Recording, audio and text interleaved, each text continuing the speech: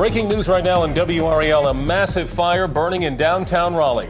This is happening on West North Street. We're told this is an apartment complex under construction. This fire has been burning now for the past hour. About 45 minutes ago, watch this. We saw a sky crane collapse, part of that construction project that just collapsed because of the heat and the intense flames. There it goes. Unbelievable video there. Hello and thank you for joining us. I'm Gerald Owens. And I'm Deborah Morgan. Let's get right to WRL's Adam Owens, who just arrived at the scene. Adam, what can you tell us? I can tell you that literally in just the last few seconds, in just the last couple of seconds, right as you were tossing to me, we've heard two large boom sounding explosions come from the center of the fire.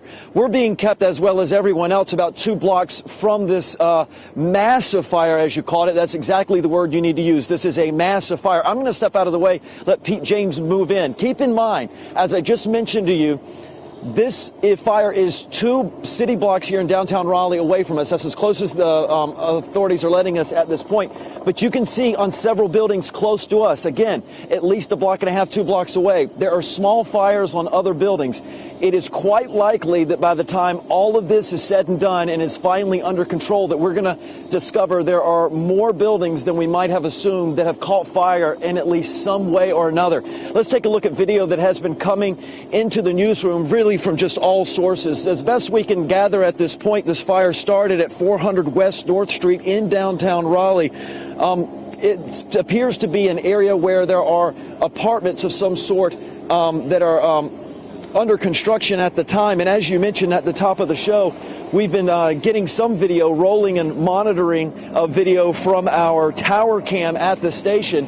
And we actually were able to witness a crane somewhere in the vicinity of this fire, located inside this fire, actually collapse under that heat. We're seeing firefighters continue to make their way into the downtown Raleigh area, and they're really, truly throwing everything they have at it. At nearly every intersection in a 2-block radius, we have police officers who are telling people to walk away, that it isn't safe. And while these flames are quite a bit smaller than when the fire first started, when everything first started getting underway, while those flames have died down, again, we did hear some very large, deep booms, a couple of them coming from the center of that fire not too terribly long ago. And from the glow that we're seeing, even from our distance here, clearly there is still a lot of firefighting left to be done. And again, the spread is another thing that they are extremely concerned about. Again, they're keeping us at a pretty good distance from this blaze, and there are buildings that are in the same street, just across the street from us, that have fires on their roofs. Firefighters can't even get to those fires, guys, at this point. They're focusing on the core of it, the source. So while we are seeing small fires on top of buildings that are around the ignition source here, there's not firefighters that can even pay attention to those, it appears anyway, those secondary fires at this point. We are talking about a massive situation here. Adam, some of those buildings look like they're pitch black. Did you notice the power outages in the area when you all made your way to that scene? Were the street lights out? Is it completely blacked out down there? The street lights are out. That obviously involves traffic lights as well. As a matter of fact, it's an eerie scene, Gerald, when you walk around down here and when you drive into the downtown area. The only thing lighting this area of downtown, and think about this, the only thing lighting this area of downtown is the fire itself and the flashing blue lights of police officers that have blocked these intersections all through downtown, and with good reason as well. They're still obviously trying to get a handle on this. Well, we also heard earlier, Adam, that there were people trapped in some of those buildings downtown. I'm sure that they are evacuating as many people as they can. Have you seen people out just kind of wandering around because they have been forced to leave some of those buildings? We haven't seen so much of that as we've been trying to make our way. When we first arrived, we did see there was the people from time to time who were moving past us in a way as we were trying to get closer to the scene, and they were talking on their cell phones. A couple people you over here talking to people, telling them, "Now I'm okay, I'm okay. It is a big fire. It was close, but I'm okay." But the people that we are around at this point, some media are getting into the area, and it really involves a lot of people who maybe had some distance from the fire, saw it, and are walking toward it to get some photos and to see exactly what's going on down here. Well, the fact that you said that even firefighters can't get to some of those ancillary fires that have started now, too, is just a remarkable fact in and of itself. It puts everything into perspective. We want to go now to Gina Benitez. She is there. Oh, I'm sorry, Adam, go ahead. Finish your thought. Yeah, the fire behind me that started in the small building, for the first time, at least that I've been able to see from this vantage point, it looks like they have been able to get a hose. If you pan up to the right there, they have been able to get a hose on that fire. That's one we've been watching and that has been growing in the time we've been out here. And there was another boom that just went off from the main portion of the fire. We'll keep you, we'll be here waiting anytime you guys need us, and we'll keep you updated. All right, Adam Owens live in downtown Raleigh. I want to go to Gina Benitez now. She is on the phone. She is just a few blocks away from Adam. Gina, what are you seeing right now? Well, right now I'm kind of at the same point that I was. I kind of got up on these little staircases of one of the nearby businesses just to get a better vantage point here. I mean, the smoke, continues to billow, continues to get higher. What I found a bit troubling just a few minutes ago, it's hard to tell. I actually could still see it from my vantage point. We have a bunch of power lines here in this area. Those are also on fire.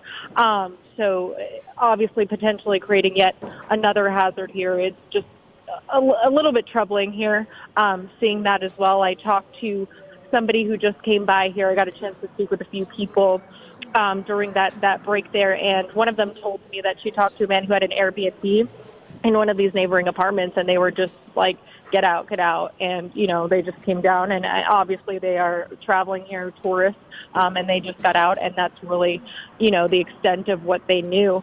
But, going back to just if anyone is trapped at this point, I've been trying to talk to people and see if they've heard any of that, but we really have not been able to get any, anyone to tell us any personal stories or hear any sort of confirmation if that is in fact the case. But I can tell you also from my vantage point, the building directly next to, where the fire started, it appears to be an older building to me. I obviously don't know this area incredibly well, but I think that it isn't part of the initial where the fire started, and that fire is pretty significant as well. Every now and then you'll see just some bursts of flames just kind of pop up, and you can tell that firefighters are starting to work on that building as well to kind of contain that area as well. But I'm seeing still a lot of smoke, still a lot of little patches of flames here and there. Has significantly died down, but certainly still very, very active scene out here. Boy, as we've been watching this now for about an hour, it's amazing to see how there's almost a crater in this area now of this part of near Jones Street and West and North Street in the northern part of downtown Raleigh. Gina, for those folks who have not been listening to us since the 10 o'clock news on Fox 50, you were telling us about how quickly this fire seems to have spread. Can you recount that? Yeah, incredibly quickly. So I was walking my dog. I really don't have an exact time, but I probably went down there, maybe at 10. Walked my dog. He gets tired easily, so I didn't walk him for long. Got up, and then, by the time I got up, I had a missed call. I went down, sat on my couch, noticed I had a missed call. So probably like 20 minutes between the time I got back to my apartment to the time I checked my phone. And our assignment editor called, and she just left me a message and said, "Hey, Gina, there's a massive fire downtown. I know you live downtown. I don't know where, but I just want you to know you're okay because they're evacuating." And I was like, oh, wow. So I called her on the phone with her, and I opened my window because I'm like, well, I figured it might be a little further for me because obviously, there are different areas downtown. But I opened my window, and I saw the flames reflecting off of my neighbor's glass windows. And I was in a panic because she was telling me that people, they were being evacuated, and it literally looked like it was right there. So I grabbed my dog. Nobody else was coming down from my building, but I grabbed my dog, and I was like, if I see anyone, I'll let them know.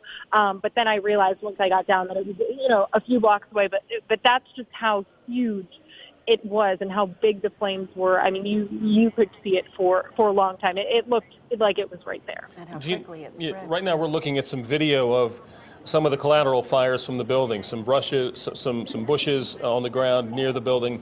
Gina, you mentioned you saw some power lines on fire. Was it the power lines, the wooden supports, or both?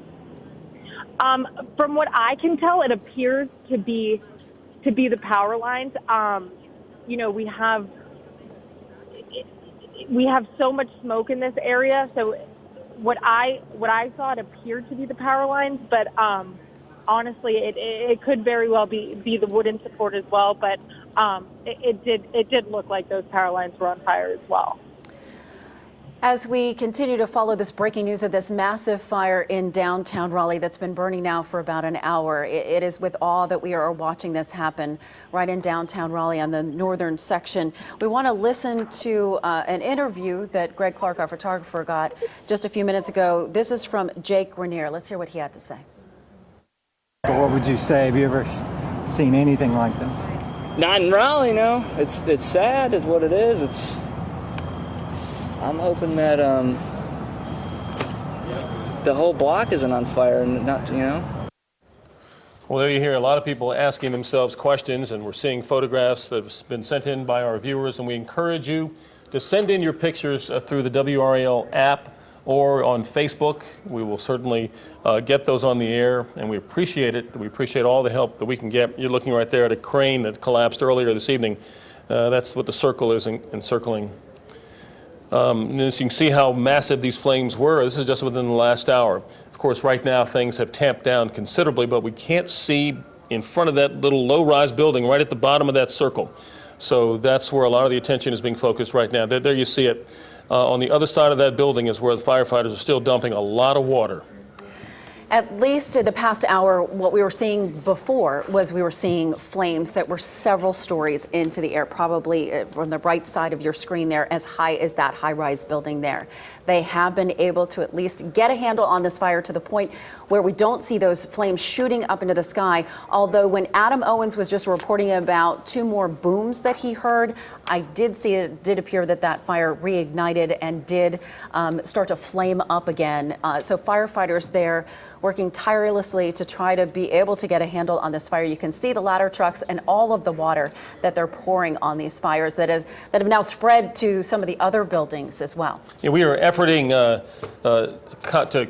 we're trying to contact Raleigh Fire, get someone on the phone or perhaps in person down there where Adam Owens is to tell us about what's going on, what happened, and that kind of thing. I want to go back to Gina Benitez now. Gina, how far are you from the command post, and is it quite obvious of where that is, and perhaps we can get someone to tell us something on the record?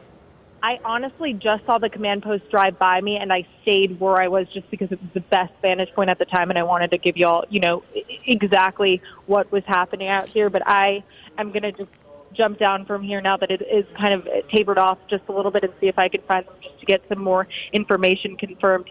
I will say that there's an alarm going off in the background, which very much sounds like a fire alarm, very, very loudly. I don't know if it's one of the nearby buildings, but it just started probably within the last 5 minutes or so.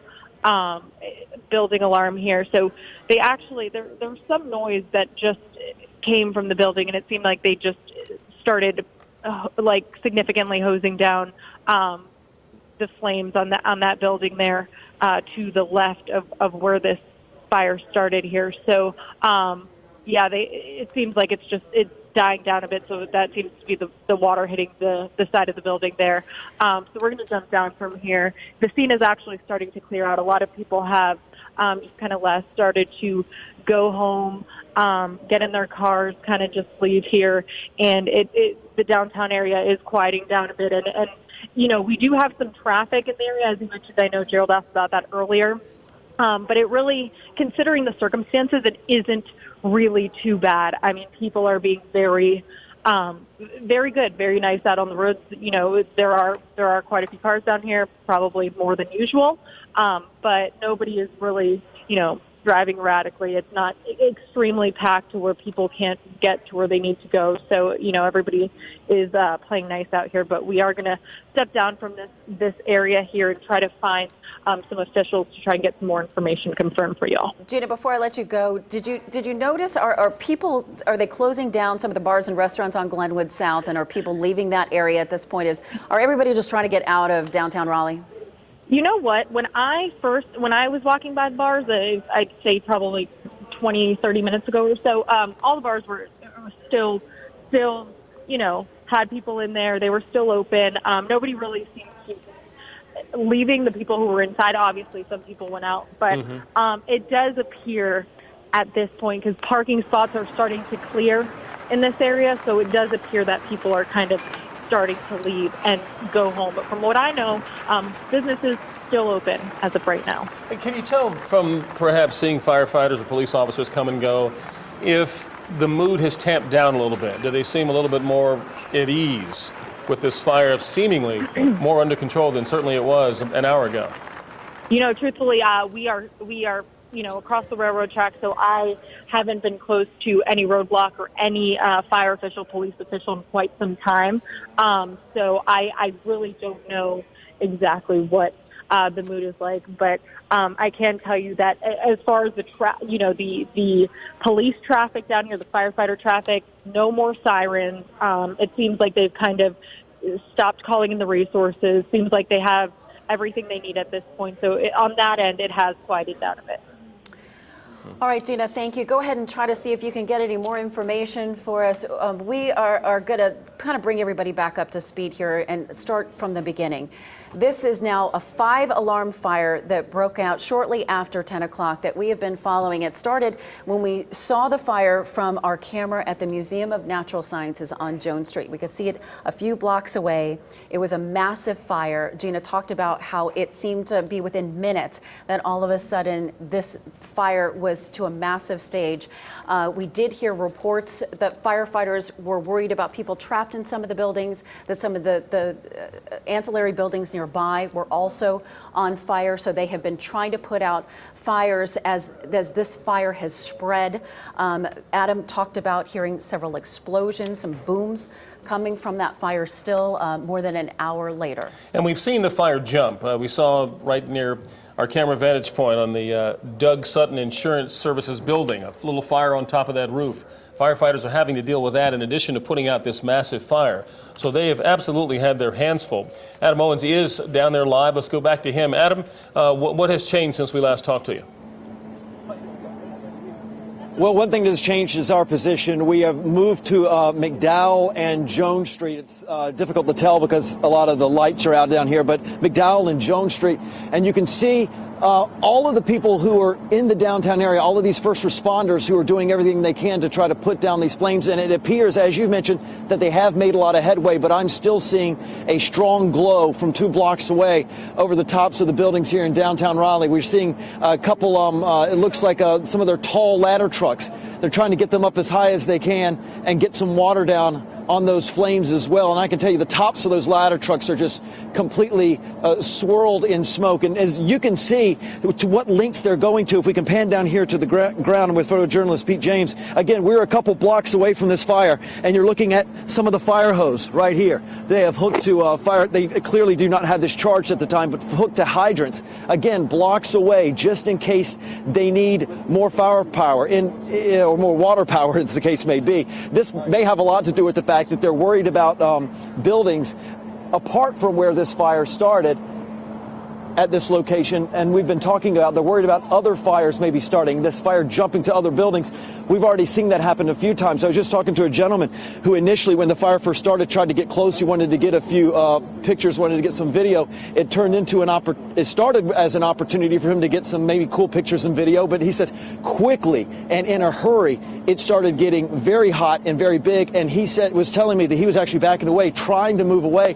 And as he was watching large embers kind of rain down onto other buildings around him, catching those buildings on fire as well. He could feel the heat on his face. He knew at that moment he needed to get away in a hurry. But again, you're getting a live look at this moment on Jones Street. We're looking down Jones Street, and you can see all of the first responders that are part of this effort. And while we are talking about a large fire, while it is still yet to be determined exactly how many buildings in downtown Raleigh have been damaged, we have seen that the flames that we initially had have been knocked down to quite a significant degree, and that is good news. But this, you can see clearly again here live that fire fight continues. Boy, we cannot thank our firefighters enough. The conditions that they are fighting right now, and like you said, the smoke just billowing up in their faces, it's just incredible to see that the conditions that they're in and all that they go through to try to keep people safe. Yeah, Adam, you mentioned that the guy you talked to said that the fire started quickly and he was being showered with burning embers. Did it sound to you like he was describing an explosion? He didn't specifically mention an explosion. We were talking to him just as we were getting to go to live. We'd had a chance to fully question him, but he did stress the point, Gerald, and he really stressed the point that the amount of spread, the degree of spread, and at the speed it was spreading really took him by surprise. He was only there for a moment to capture a little bit of video, maybe a picture, and in the time it took to do that with his cell phone already in his hand, he began to immediately become concerned about his own safety. That's how quickly this was moving. He says he could feel it almost burning his face, and then it became an issue where he needed to get away in a hurry, so he didn't become, part of the problem here. Good. Adam, we just got this update from the firefighters. This is a 5-alarm fire, 3 more buildings with roof fires, and one with the 3rd floor involved in the area of 215 McDowell. They do have units on the scene, many units on the scene, still heavy fire in the area. They're saying this is an update just within the last 2 minutes. They now have reports at Dawson and Jones for the insurance building that we were mentioning that is on fire. All the roads in that area closed. Gina was talking earlier about the Lynx apartment building 2 on fire. That exposure, they say, is now under control. So the fire that has spread to some of these other buildings under control. But it is incredible to see how this fire spread so rapidly. And now they're still, more than an hour later, still within the throes of this massive fire and still working to contain it. Yeah, Adam, how close are you? Because in your live shot, we could see cars moving behind you. Granted, there was a police officer there, so they couldn't get to where you were. So it appears to be that you're right on the edge of the perimeter. Is that right? We're just a few feet from where we're allowed to get in. And again, we've been told that we can't get any closer than 2 blocks to this fire. So, while that hopefully gives you guys a little bit of perspective. The fire may look like it is somewhat small there in the distance, but keep in mind, we're not particularly close to it. Also, another thing to keep in mind, again, getting an idea of how wide they spread their firefighters to protect other buildings. We saw at one point water being thrown on buildings that at first we looked to see if those were on fire. No, the water it appears was being thrown on some buildings as a precautionary measure. And we're talking about buildings that aren't particularly close to this construction zone where this is said to have originated. These buildings aren't particularly close. They were throwing water on them. That building that we were near earlier that you were just talking about, that turns out is one of the buildings involved. Not particularly close, but it goes back to these explosions we were hearing. You can imagine that some of those explosions were putting off embers, and probably rather large embers that can easily cause this thing to spread in a hurry. Again, looking at the scene here behind us too, we were also impressed by how wide they've been running these lines. Again, it's the hose line next to us is not charged, but it is here just in case it is necessary. They are taking no chances with this fire. And the good news, again, we want to say so people understand how things are progressing tonight, is that it looks like they have been able to knock it down to a significant degree. Yeah, they definitely have been working very hard. Again, a live look at our tower cam now where you can see before we were seeing flames shooting high into the sky, several stories high.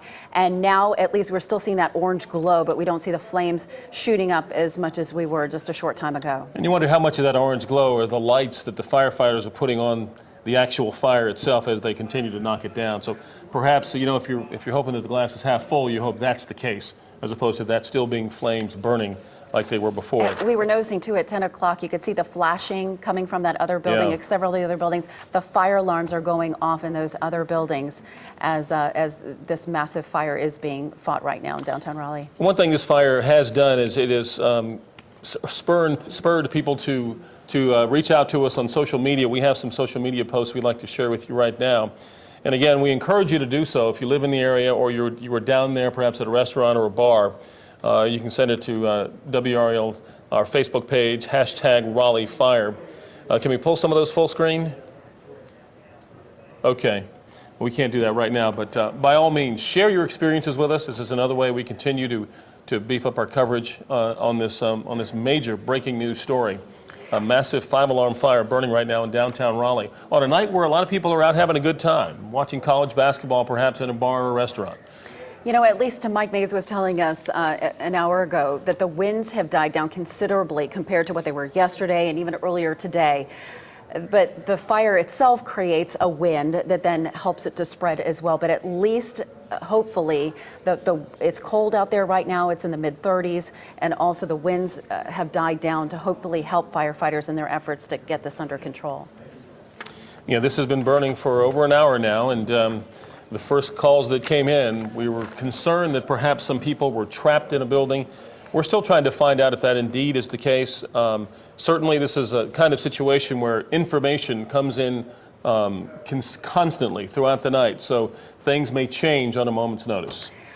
I think what's so difficult for so many of us who have been here for such a long time is to see something like this that we have never, ever seen before in downtown Raleigh, and really for any city around here. I remember the Chatham County Courthouse fire a few years ago, and that's the last one that I remember being in a downtown area that's had such an impact. But it's really distressing to see something like this. This is an area we drive by every single day, several times a day, and to see this area just in flames. Again, this is an area, downtown Raleigh right now is growing. So there are so many blocks where you can't go very far without seeing a construction crane and new construction going on. So this is one of those apartment buildings that was under construction right here in the northern end of downtown Raleigh. And quickly a fire spread. Obviously, it could be days before we actually know what happened and how this fire started. But at this point, the firefighters are just concerned about getting it under control, keeping people safe in this area and the buildings surrounding this area. This is a view of what we were looking at. This is what I was talking about, how high those flames are going, even over that high rise. I didn't even think about that it was even higher than that high rise before. So you can see the progress that the firefighters have made. You know, a lot of people living so close to that fire were displaced. And if that is you and you're listening to us on your tablet or your cell phone, there are places to go. The Church of the Good Shepherd is opening up its doors. That's at 125 Hillsborough Street, at the corner of Salisbury Street. Again, they're opening their doors. If you have been displaced, I know it's a cold night and you don't want to stand outside. For sure. Gina Benitez has been with us on the phone now for about an hour and a half. And Gina, we left you to see if you could gather some new information. In the meantime, have you heard anything new? I have not, but I have changed vantage points. So I'm currently at Glenwood and Jones, just right behind the railroad tracks. We are pushed behind the railroad tracks there. We have a pretty large crowd of people here gathered all along the railroad tracks in every little area that they are able to go. So they are still keeping us significantly far back. But at this point, this is the most first responders that I've seen all night long. We have quite a bit of Raleigh Police Department out here. In my immediate vantage point here, we have about 4 fire trucks, and they are spraying down that building that I was telling you about. I can't see the flames anymore, but I am seeing them spray down that apartment building that is directly next to where this fire started. So I'm seeing that happening right at this moment here. The entire apartment is dark. I actually talked to a man just a few minutes ago who had a dog, and I think someone he was with had a dog. He had a cat in a cat crate. I asked him where he was coming from. He told me Link. I asked him if he was in fact evacuated. He said, yeah. I asked him what they told him when they evacuated him. He said nothing. I asked him who evacuated him, and he said that it was the fire department who came in and just told them to get out. So, you know, at this point, that's really the extent. I also tried to, you know, ask him if he had heard any reports of anybody that may have been trapped in there, and he said he had not. So, but at this point, I'm currently really right in front of Tobacco Road and 42nd Oyster Bar here on Jones and Glenwood, right at that little cross section where the train tracks are here. And I am seeing firefighters here on the ground. Quite a few of them, several trucks still out here, ambulances, Raleigh police. And I asked police if, you know, what we were talking about earlier, this is obviously massive, a huge scene, a huge presence out here. If any other entities were coming out and helping respond, but at this point, as far as they know, it's only Raleigh PD and Raleigh Fire Department. Again, that could be different, or that could change. But at this point, that is what they told me. I tried to get a little bit more information, but these police officers here told me they really don't know anything, that there is a staging area at East and West. That's where they believe the staging area is. So we can try to get more information there, and then hopefully bring you the very latest. Gina, you said you saw these firefighters hosing down a building. Did it appear as though they were hosing down a fire? Did you see smoke, or perhaps they're trying to keep it wet so that a fire won't start there? You know, I'm not sure. It's completely covering the flames and the other building that is in fact on fire, but it appears that there is smoke billowing from this corner. So it's really like a corner of Link here on Jones Street that they are hosing down right now. So I don't know if it's on fire or preventative measures trying to keep it from spreading here, because I can't see flames, but I do see smoke, and I do see them, on their ladder hosing it down from up above.